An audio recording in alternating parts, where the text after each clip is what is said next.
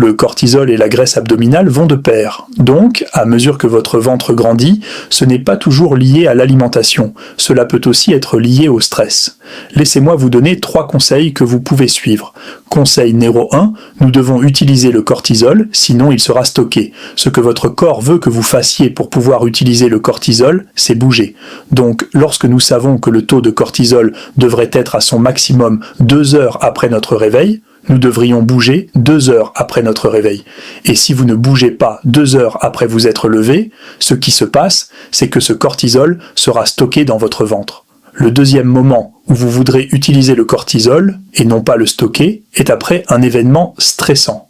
En dehors de la production naturelle de cortisol, comme le matin lorsque le cortisol est à son apogée, disons l'après-midi, après un événement stressant, le cortisol veut que vous bougiez. Il veut que vous l'utilisiez en vous mouvant.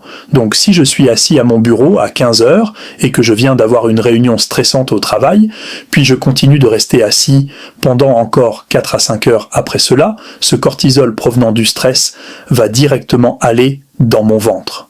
Donc, une façon de lutter contre la graisse abdominale et de prévenir son aggravation, c'est que chaque fois qu'il y a un événement vraiment stressant pour vous, vous vous levez et vous marchez. Cela peut même être simplement vous lever et aller aux toilettes. Ce n'est pas nécessaire que ce soit une longue marche, mais il faut bouger pour que le cortisol ne soit pas stocké.